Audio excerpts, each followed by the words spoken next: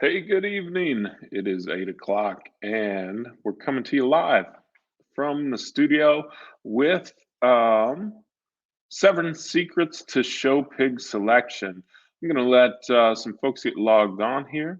Going to kick over to Facebook and check out the stream, make sure everything's working good. Um, I know we had a lot of people find this today and sign up. So I'm glad to see that folks are interested in checking out and learning more about show pig selection. Again, I'll give it just a minute to warm up and get some folks logged on this evening. Looks like everything is working on that end. Maybe throw in a comment down there. Tell me, can you hear me? Can you see me? Is everything good on your side? Looks like it is. Um,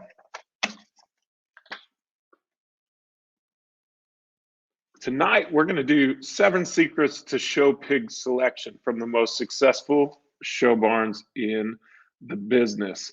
And at the end of my presentation, we'll do show pig selection Q&A. It's the first time I've given this presentation. I'm not sure exactly how long it'll take. I'm guessing somewhere in the neighborhood of 15 to 18 minutes. Hey, Willie. All right. Everything's working good. Thank you very, very much. Um, Thank you, Josh. So, um, look, if you guys are coming on with us this evening, there's a chance that you think selecting a show pig is all about finding one that looks like a champion and affording the best pigs on sale day. Or maybe you're frustrated that the pigs you like always seem to bring too much money, or you're having trouble buying pigs that consistently turn out to be good. Or possibly you're just new to the game and you don't even know where to begin when it comes to show pig selection. Now, a lot of families are surprised to learn that consistently selecting show pigs that place well has very little to do with buying high sellers and finding the pigs that look the best, quote, on sale day. Um, if it did, we'd all just cut checks for those high sellers and wait to pick up the banner when the show time comes around. But it just doesn't work that way. The ability to consistently feed and show pigs that are successful depends on finding the right pigs for your family's project and then managing the factors that you can control. And we're going to talk about this here a bit this evening. My name's BJ Ike. I'm the founder of Herdly.io. We're a new website for show pig families where we put out content and develop video-based courses that your family can watch. And these courses are all taught by the top breeders and feeders in the show pig business. So tonight I'm going to share some things that I've learned over the past year building these courses with Herdly.io as we've started our business and worked with some of these really incredible people from all around the country. So without further ado, we'll get into the 7 secrets to show pig selection. Here's number 1. Your goals matter immensely. And as show pig families, often we want to focus on how are we going to do at the show. And that's important. We like the idea of competition. A lot of us get into this because being competitive is fun. A lot of us get into this because we recognize the importance of putting our kids and our families in situations where they need to be competitive, and they learn that drive because that drive is what gets us ahead in life. In business, there's a saying of begin with the end in mind. And I think when your show pig project starts, you've got to do the same thing. And a lot of families, I don't think, take time to sit down and really think about their goals. A lot of times when people show up to buy pigs, they're only focused on finding that very best looking pig in the barn that day, getting it bought, and because they want to win the county fair or they want to win such and such a show that they want to go to. And like I said, I think that's admirable and important to have that goal on your list and to strive for winning. But and I know that at the end of any show, only one person wins. Only one pig wins. Only one family goes home with that grand champion overall banner. So I think that our goals also need to be focused, more importantly, on what you want to achieve with your family, what you want to experience with your family, what you want your kids to take away from this project. Okay. So you may be like, okay, I'm nodding along with you, but how does that matter to show pig selection? Well, here's how it matters. If you have a young family, maybe you showed at your county fair and you're like, your kids like this and you guys like it and you want to do more. It may be that your goal for this year is to just get a lot of experience, get a lot of ring time. Well, if that's the case, then we should probably be looking at jackpot pigs, right? And that's probably a little different style pig than if we just have that one show at the end of the year at the county fair that we're going to go to. All right. Or maybe we've already achieved success at the county level and we want to go to a state fair, but it's our first time there. Well, you might not want to walk into the dark cross division at a Midwest state fair your first year. And all the breeds are tough. They're all hard to win, but you might find that you have a little more success in some of those other breeds, and are able to really mark some of those goals off your list more easily by taking a little different route. So maybe you want to look at those purebred barrels. I know for me, the first time I went to the state fair, it was with purebred gilts. And that's the thing that lit my fire on showing pigs. It was a much smaller show. You know, it wasn't the 1,000 barrows that are there the following week. It was a much smaller show. And I took Hampshires. And so um, I connected with this small, kind of close knit group of breeders and people who were excited to have a new young person around, a new young family around to connect with. And that experience of showing in that smaller environment, it was still the state fair, it was still a big deal, but going to that smaller environment gave me the confidence I needed and the excitement I needed to really ignite my passion about showing pigs. And so how we decide what kind of things we want our family to experience dramatically influences the kind of pigs, the type of pigs, the breed of pigs that we should be going after when we go out to the sale and try to get our pigs bought for this year. Okay, the number two thing, and I think this is probably the thing that'll cause the most controversy in this particular presentation, is that price does not equal quality. There's simply the association between the two, the correlation between the two is not exact. Are there some parallels? Are they correlated? Probably, but it's not 100% correlation. Okay.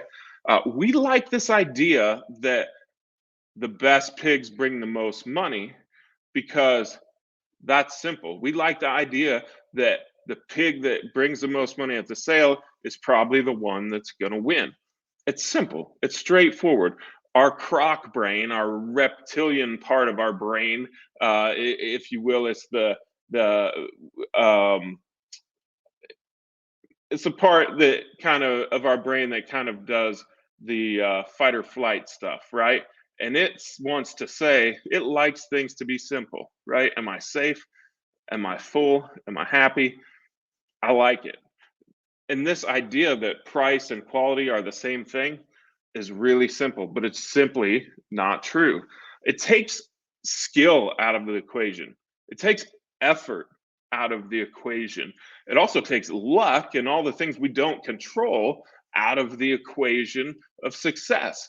And all those things influence success. Undoubtedly, skill influences success. Undoubtedly, effort influences success. Undoubtedly, luck, fortune, the things we don't control that influence our project and our experience over the summer, they obviously influence our success. So this idea that all the good pigs are cost too much is untrue. I was at a sale last weekend. My second favorite barrel in that sale brought $200. Would have been a fantastic county fair pig for somebody. We see it all the time. I can list off pigs I know about that cost $750 that took home banners at state fairs. I can tell you about pigs that people bought halfway through the summer gave up on, that went on to bring tens of thousands of dollars at auction. Um, uh, it's just not true. And is it hard to find great pigs that are inexpensive? Yes, it is. But also, that's kind of the really cool thing about pigs compared to other species, is they're out there. They are out there. And being good at selecting and evaluating pigs is the gateway to being able to find those animals and having the confidence to buy those animals that maybe are a little green on sale day, but actually turn out to be the best at the end of the season. Okay, thing number 3, bloom is temporary. Okay, I remember I said our brains like things that are simple. So too often when we walk into the chip barn to look at a set of pigs, or we go to an auction to look at a set of pigs, we want to focus on mass and measurement. We like to find those ones with the big tops and the big center bodies, or the ones that have the ESTs, right? The longest necked, the biggest legged, the prettiest, right? We like those ESTs. But often, if you watch shows, you've seen this happen. People listen to the judge, and you hear the pig in second is definitely the biggest bone. He's simply not as good as the one I used. The pig in third is definitely the coolest fronted. He just doesn't have the whatever of the pigs ahead of him today, right? We've all heard that before. And we like to find those pigs because they're easy for us to find. If bloom is temporary, the thing I want you to remember is structure is forever, right? Pigs grow fast, they gain a ton of weight over the course of the project relative to their body mass at the beginning of the project. And accordingly, we have to focus on the structure of the pig. Feet and legs are critically important when we talk about a pig that's going to gain 200 or 250 pounds over the course of our project. That animal has to be able to carry not the weight that they have on sale day, but the weight that they have on sale day plus another 200 pounds, right? So how their feet and legs are built is extremely important. And structure is the hardest thing to learn and to see, especially in young pigs, where you need to project that out and say, okay, after they grow, after they gain all that weight, what are they going to look like? Okay, so structure is also very important to me because I tie it very closely. I associate it very closely with look and balance and those really fancy things they like to talk about in the show ring. I think it's relative to bone mass, right? Having the correct kind of bone, the correct kind of joints. I think that structure is the most important thing we can strive to learn how to see as show pig evaluators. And here's the reason I say structures forever. Because of what I've just talked about pigs growing so fast and gaining so much mass, the kind of flaws that a pig has in its structure don't tend to get better as it grows. They tend to get worse. So if you've got a young pig that maybe is a little soft footed, add 250 pounds to that. Maybe they get a lot softer footed, right? Maybe you have a young pig that is just a little bit straight legged, add 250 pounds and a lot more muscle to that. And then you probably have a bigger problem. Bowed hocks are a big one, and breeders have been working extremely hard to clean that up. But it's one of those things, a pig can have just a little shape to its hock when it's young, and that problem really exacerbates as that pig, gets older and puts on a lot more weight. Okay, here's the 5th secret. Genetics are huge, okay? All the questions that we have about a pig as we evaluate it, we can lean on genetics to help us answer. Will a skinny one mass up? Will a massive one become way too much, right? Um, will their shoulder lay back? Will their top line come together? These kind of questions breeders often have the answers to because they understand how that pig's put together genetically and they're invested in the pigs genetically. So this is really important to understand. We don't have to learn all the genetics. We don't have to know everything about genetics. The longer you're around show pigs, the more you'll pick up, the more you'll learn, the more you'll enjoy that part of the project and the animals. But you don't have to memorize it all. You don't have to walk into this and understand genetics. It's complicated and it takes a long time to learn. We have plenty of other things we can work on learning. So this is where the sixth secret comes into play. You've got to trust the breeder. You've got to trust the breeder.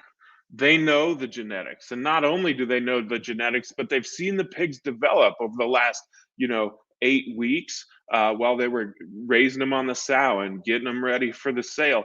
They've seen what these pigs have done and how they change. And every breeder that I've talked to can tell you that pigs, you can walk into a room full of pigs on one day, young pigs, and the next day a different pig will stand out to you because it's just like overnight they change. And so they grow fast, they change fast, and during this intense early development of these show pigs, a lot of things are happening, and it can help. We're walking into the sale barn or the chip barn on one day and getting one look at these pigs, and forming one opinion.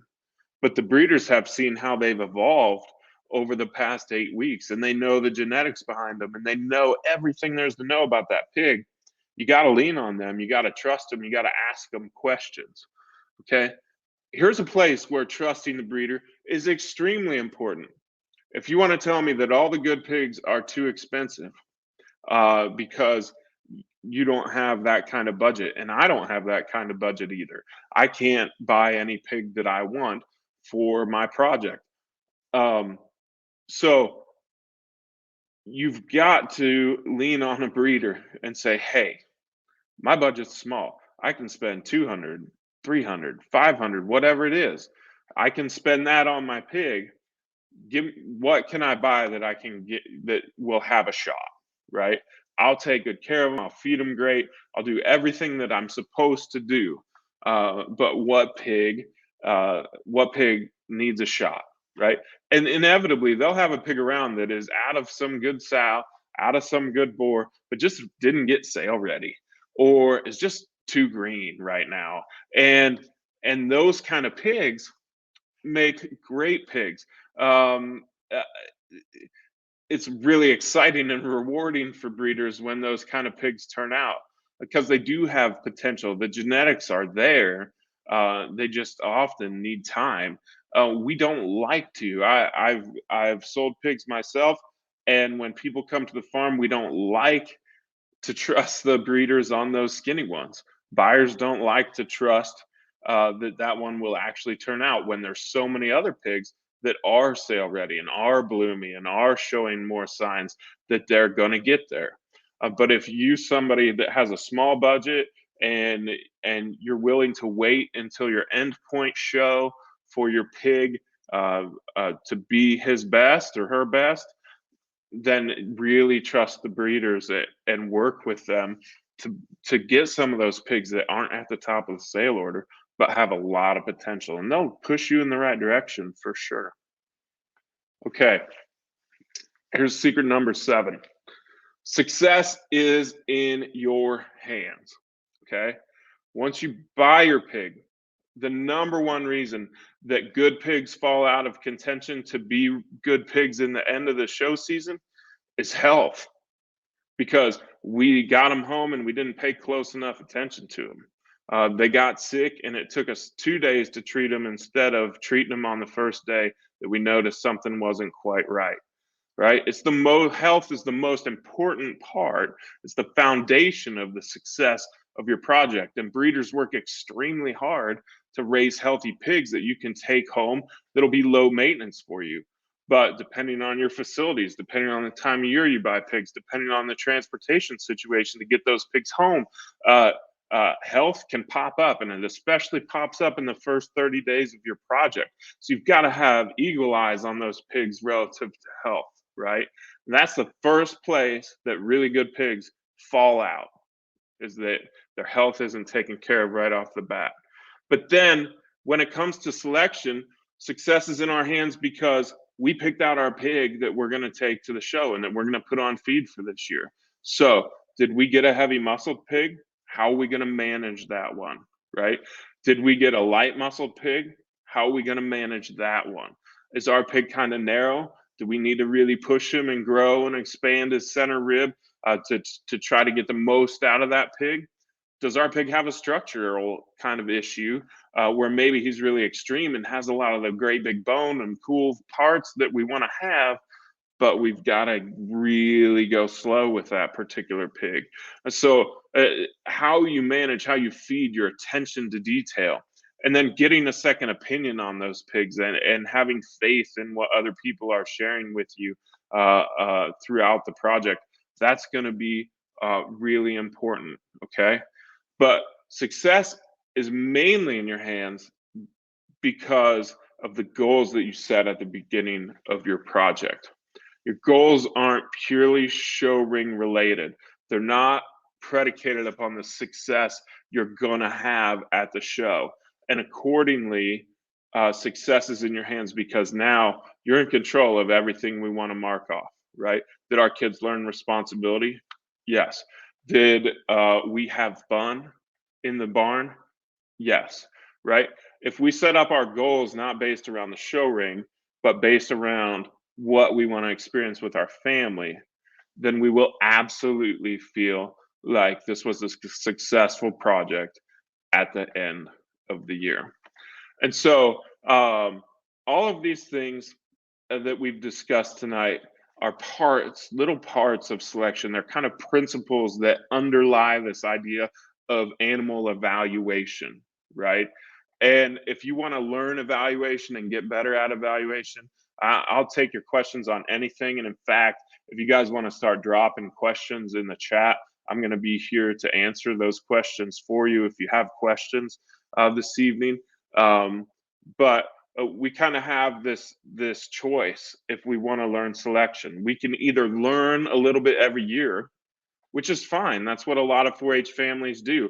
We go out here. I live in the Midwest, so I'm going to say spring and summer a lot, but we go out in the spring and we find a pig and we fall in love with him and we buy him and we take him home and feed him.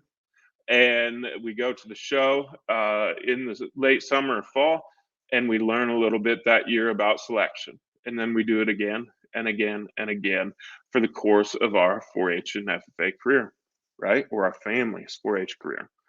So we can learn a little every year, or we can find somebody to help us guide us through the process of learning evaluation. And that's where our newest course, Selecting Show Pigs, taught by Troy Sloan, comes into play. Troy is a nationally renowned show pig breeder and judge. They've had tremendous success. I'm not sure there's but maybe a couple firms in the country hotter than the guys at Team Sloan, the Sloan family right now. And so Troy knows he's an exceptional evaluator, and in his course, he teaches this process. So you're going to learn to know what to ask and what to do before you buy a show pig. You're going to be a better pig buyer no matter the sales format that you're buying through. You're going to learn to assess the potential of show pig prospects and avoid costly selection mistakes that make projects difficult. You're also going to separate pig quality from pig price, that thing we talked about a minute ago, and learn to identify prospects that have the most potential. Inside the course, you're going to get instruction from Troy. There's 6 learning modules in there. There's 28 video lessons. There's sample judging classes. There's hours of video content inside of here with detailed demonstrations where we got the camera down and we focused on one individual pig from the front, from the side, from the rear, and talked through the things that you need to see and learn when it comes to evaluating prospect pigs. And you can stream the course on demand from any device. Okay, there's two ways to get access. The first option is that you buy the course. That's a one-time purchase and you own it for life. You can come back and watch and rewatch anytime, anywhere from any device. That option is on sale for $99 through the end of the month, and then it'll go to its regular price of $149. So you can save $50 if you buy that course before the end of the month. The second option is to buy the Herdley All Access annual subscription, which is 12 months of access to everything on the site, including Principles of Show Pig Success, which is taught by Boots from Heimer Hampshires, along with Jesse and Carl. There's Winning at Swine Showmanship with Amy Inskeep, which is just an incredible course if your kids want to learn how to show. The Showman's Guide to Show Pig Health. We talked about the importance of health, and Dr. Price from here in Ohio is a nationally renowned swine veterinarian, and he teaches that course. We also have Breeding and Raising Show Pigs, taught by Will Hilty, another firm that's extra hot in the show pig business. And of course, any new course that gets added during your subscription, you'll have access to that too. Game plan is to do kind of a skin and hair one, a clipping one, an advanced feeding one, and then a showing and trailering a course here this summer. So we should have, 4 or 5 new courses rolling out throughout the next 8 months probably. So also we added a community in there. So there's a herdly.io community where you can post pictures or videos of your pigs, ask questions, get answers. You can do Q&A in the course anywhere, anytime, ask a question, get an answer. So that's kind of the benefit of the Herdly courses. And those are the 2 ways you can get in if you want. So we're ready for Q&A.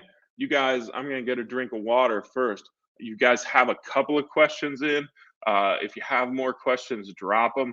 And anything you want to do, you can get answered, or anything you want to know about, you can get answered. I have a guest coming through. My wife, Marlene, just got home from a meeting. I'm going to grab a drink. You guys drop your questions in the chat, and we'll get off to the races on answering them. Okay. First question is from Laura. Do you immediately separately feed your young pigs, or do you let them grow to a certain weight and then separate them? I think that most of the folks who have been the teachers of our courses would tell you they put them in individual pens when they get them. They'd also tell you it's not completely wrong to grow them together for a while, especially if that helps your facility, helps your spaces work better. The thing is, if you're going to feed 2 pigs together, they need to be 2 pigs that kind of are similar and need a similar feed. If you're in that kind of self-feeder situation and then you're going to pull them off. Another option, it can be kind of tough to like make sure those 2 pigs that are in a pen together eat the right feed. So you might need to split them if you're feeding them different rations, you may need to split them. They can house together, live together if you want, that's no problem, but they might need different rations. And if they do, then you better make sure the right pig eats the right feed and the right amount of feed. So that's how I'd approach that, Laura. Guys, any more questions, you just drop them in the chat or comments, I guess. Stacy says, on some of your posts about judging a class, can you go in there and place those classes and explain how you got to that decision? Yes, we absolutely will. Unfortunately, I was down sick for a week. I had some health trouble, and I didn't get that done yet. So I went ahead and posted the classes.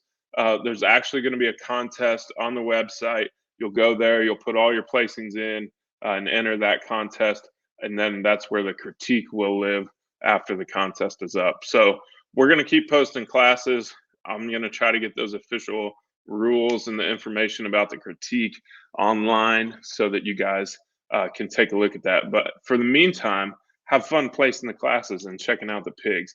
I got another one that I'm going to add here tonight when we jump off this broadcast. So if y'all have any more questions, I'm happy to answer them. And if you don't, excuse me, we'll wrap things up and go in another direction. I'm going to give it about 90 seconds or so just for the delay in case any questions are still rolling in here. But thank you all for watching.